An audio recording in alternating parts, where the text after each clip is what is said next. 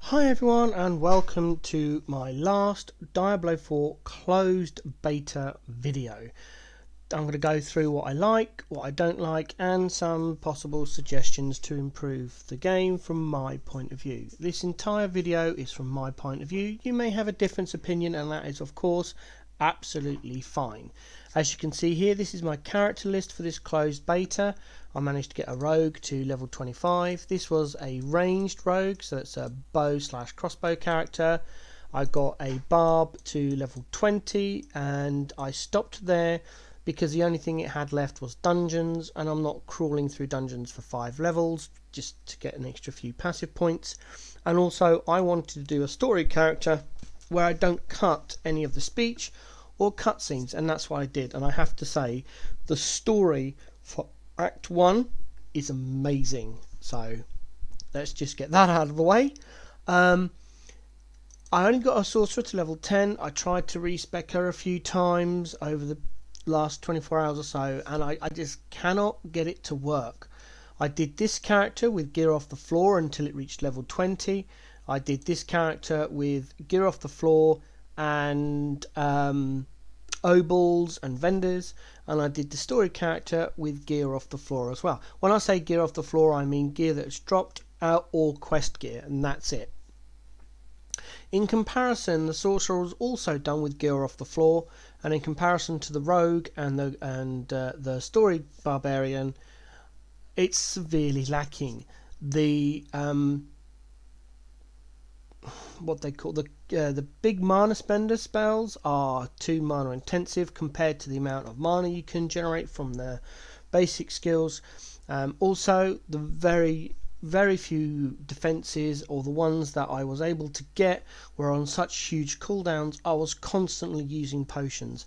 Now, I've seen gameplay and footage of a level 14/15 sorcerer, and at that point the sorcerer rocks. It kicks in, it's got the abilities and some gear, and it just kicks out a ton of DPS.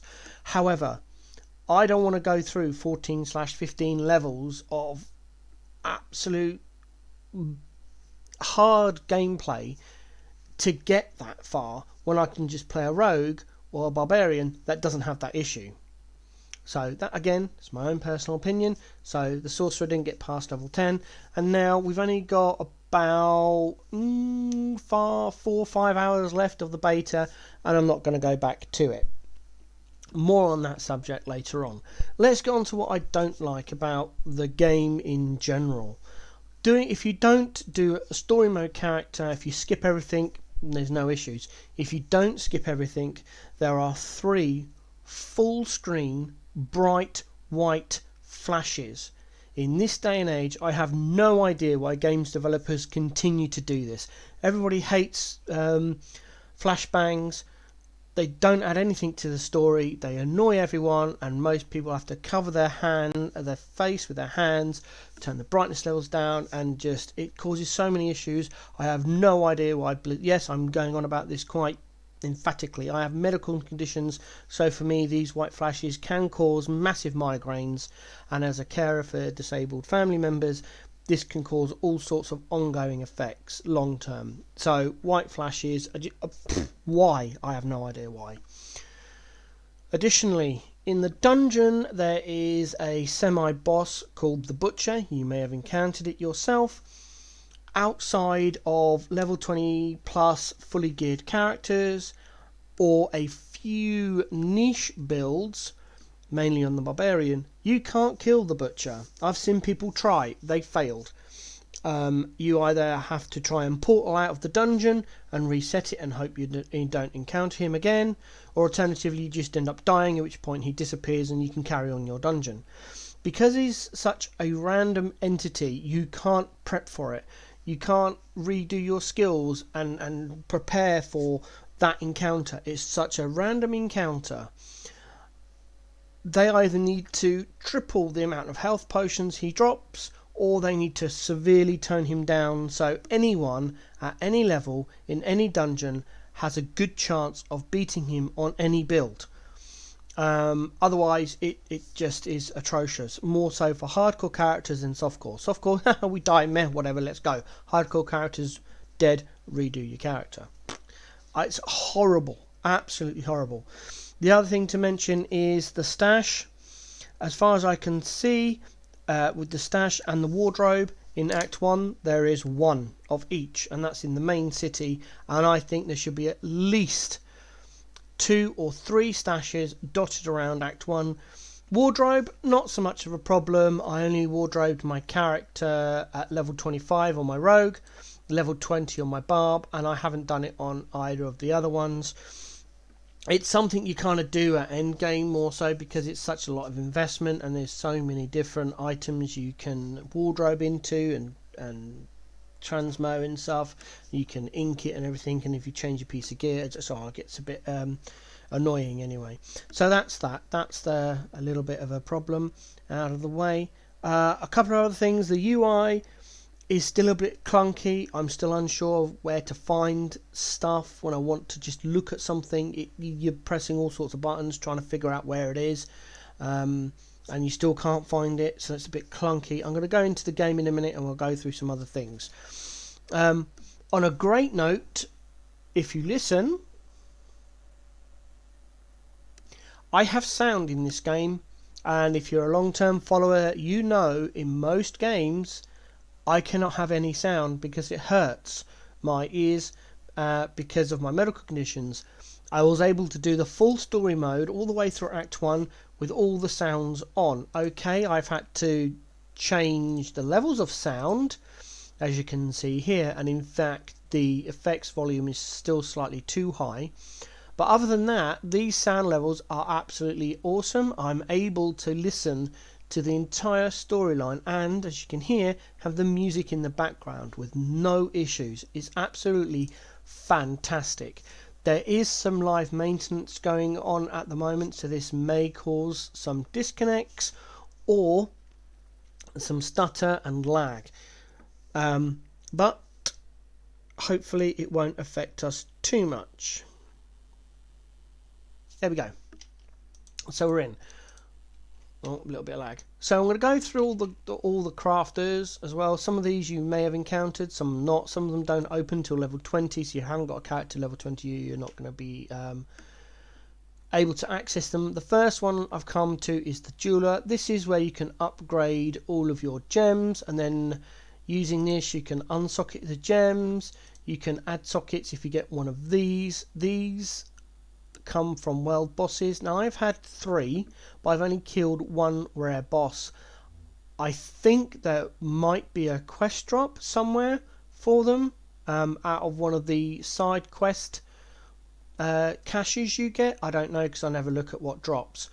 But I've done one world boss, and I think I got one from that. But I've had 2 more because I've used 2 in total. One on this character and one on my level 20 barb, and I've still got 1 left over. So, and then also you can upgrade your jewellery, which I think is amazing. So you can get a nice jewellery like this, and if you want to keep it for whatever reason, you can pop it in, pay the upgrade cost and upgrade it. Now I have no gold because I just spent 90-odd thousand gold on my story barbarian upgrading a legendary helm that I found at level 10. It had an awesome ability on it, and I just wanted to upgrade it, knowing that nothing from this beta is going to carry over to the live game, so why save the resources? So that's the jeweler. We come down here and we have the occultist. Now some of this stuff in the occultist you can't unlock in the beta. The main point of it being is you can imprint an aspect onto an item. So these are your aspects which you get from the dungeons. I've unlocked all of the ones that are available in the beta by doing all of the dungeons on this character. I'm just hovering over them in case you haven't found them all or you want to know what they do. But essentially you choose an aspect, pop in an item, say this one, and then you craft it with some materials you get, and it imprints the aspect onto that piece of gear, and that's how you get your aspects. Additionally, you can extract an aspect from a legendary item. So as you can see here, you destroy the legendary item, get the aspect, and then you can use it. Sigil crafting isn't in the game yet as far as I'm aware, because I've never seen any. And then finally you've got the enchants as well, which as you can see you can add things to rare items. So that's fantastic. It's guaranteed crafting there. This is the, oh, there's a bit of lag, wardrobe and stash I was talking about earlier. If I go the right way, no, I went the long way around. Oh well, there it is. So there's your stash tab with all your stash stuff in there. I've kept my gems in here and some legendary items I was going to play with, but unfortunately out of time. For a gold cost, you can also increase your stash tab. I haven't done this because it's beta and I didn't see the point in wasting the gold. I was using the gold for upgrading items and purchases, etc. But that is there. You can also edit the tab as well for all sorts of shenanigans. We have the wardrobe over here, which I think is one of the best things ever, because it allows you to collect transmos, and that is something I'm really interested in. I'm a very big collector, so when the game goes live I can see me hunting down all of the transmos to give me the most amount of options in the wardrobe. Additionally, for a gold cost, this was 2,500 gold, then we've got 5. I'm assuming this will be 10, and I'm assuming this is 20. So for each character you can have 5 different gear setups. I love it.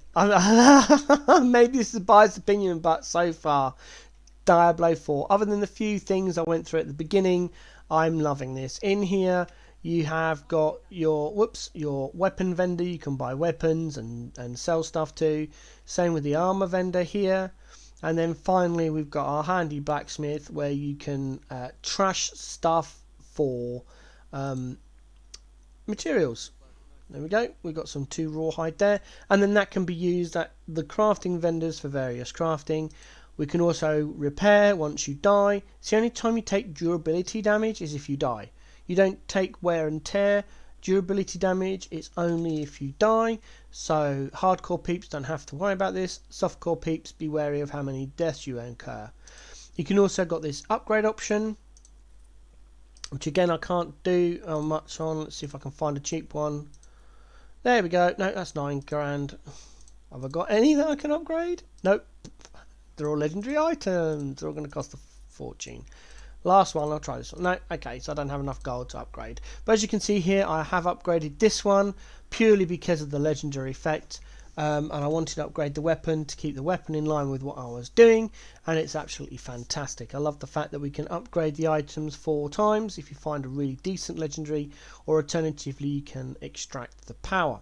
So that's the blacksmith. Oh, loving this game, I do. Over here we've got the healer, just to top up your potions and your health. I haven't had to use it at all. Plenty of potions around unless you're fighting the butcher, and very rarely have I died through anything other than being asleep or making bad decisions. Over here we've got the alchemist. I think this is the last crafter. We're at level 10, 20, 30, 45, 60, 70, 80 and 90. You can upgrade your potions using materials that you found out in the world, mainly herbs, which you have to pick up from herb bushes around. Now, as a collector, every time I saw a herb bush or an ore vein, I was hitting that button and collecting all those materials, which is why I've got an obscene amount of materials. As you can see, I've got 300, nearly 350 gallow vines, which is fine because if you come over here, you can change the resources. I haven't looked too much into this, but it's nice knowing that you can change the resources into other things. And here you can craft elixirs. Now these are potions or consumables you can use to give yourself buffs. I forget it's there. I've never used any. I've sold a couple, but they're only worth 1 or one gold each. So whether you end up crafting these in the supreme endgame for bosses, dungeon bosses, etc., I don't know. But again, in the closed beta, I've never used one because I keep forgetting they're there. It's lovely that we've got this separated area, but honestly I'd rather have a bigger inventory so I could actually see the potions and remind me that they're there, because this way I just forget they're there. And then this one, crafting incense, isn't in the beta yet, so that must be a live thing. The last one we're going to go and see down is the Purveyor of Curiosities, I think it's called. Oh, no, I don't want to leave the city. I went the wrong way.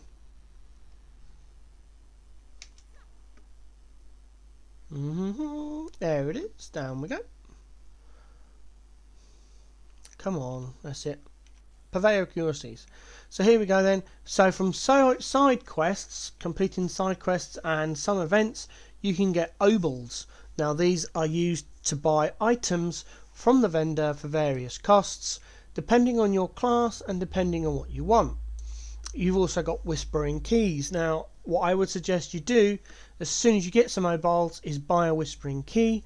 They unlock big chests out in the world, silver chests, gold chests, and you can get loads of items from them. It is a bit random RNG. Sometimes you'll have a pile of rubbish. Other times you can get some really, really nice rares, maybe even a legendary. Excuse me. So I suggest on every single character you have a whispering key, just in case.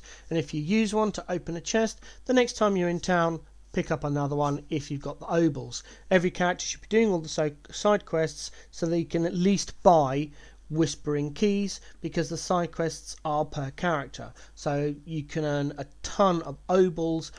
Alternatively, you can use your alt to farm the obols by doing the side quests, log on to your main character and get your main character to spend them, because although they're character earned, their account shared.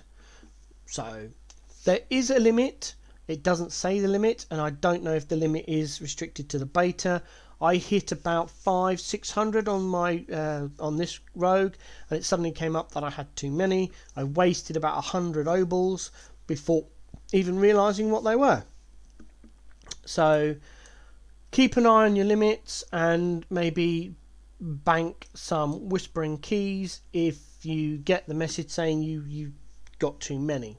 Other than that, for those that you like gambling, gamble away. I did do some gambles in a video earlier, but the video corrupted. So I went for some gloves, because gloves on this character are the worst item, and I got trash, plus the rare you saw me sacrifice. So we'll go again. Let's buy 3 gloves. 1, 2, 3. 3 rares. And they are all, once again, trash. Risk you take. I geared this character in the legendaries. Most of the legendaries are still wearing from obol gambling. I spent about 300 or 400 and I was able to get a legendary in every slot. I've pretty much, on this character, I've done everything. However, I have recently found how to complete this quest. If you came into this area, there's a stronghold about here, stronghold event. If you go and complete that, you unlock an entire town, and that's where the 7th waypoint is, which will then enable me to complete this quest. Saying that, there's this quest here. I don't know if it's bugged. I can't find anything about it online. I can't complete it, and none of my other 2 characters that are on high levels have been able to find this side quest. So, and the level 20 Barb has completed all side quests. There's no other quests it can do. So I don't know whether this is bugged and got hotfixed or whatever, but, you know, doesn't matter. So that's it. That's my review of the closed beta. Some improvements suggested, the bad things, the good things, mainly the good things. I'll be honest, I'm in love with Diablo 4. I think it's really great. And as long as they don't make too many changes, I can see this being one of my favourite games to play with, alongside Path of Exile. Coming up in the open beta next weekend, my plan is to get a druid to level 25 and fully play around with the druid. I love druid class from Diablo 2. I'm annoyed that they removed it in Diablo 3 and gave the witch doctor. I know there's some witch doctor fans out there. Sorry. Don't think there's going to be Witch Doctor in D4. I think I remember the developers saying they're not going to put it in. Suck it up. Unfortunately, you had it in D3, no longer in D4. D4 is Druid time. personal opinion, I think in Diablo 3 they should have given us a druid, and the witch doctor could be split between the necromancer and the druid. But that's my personal opinion. Hope you've enjoyed the video. I'll be doing some more Diablo 4 videos once we get the open beta next weekend. Similar thing, I'll do a druid overview. Once I've got my druid to level 25, I'm going to try the sorcerer again. So sorcerer fans out there, don't harsh me too much. I'm going to give it another go. I don't know with the closed beta progress will be available to me in the open beta. I'm hoping it is, because then I'll just carry on the sorcerer once I've done my druid. That's all for this video. That's all for the closed beta. Hope you've had an enjoyable experience with it as I have. See you in the next video. Have fun.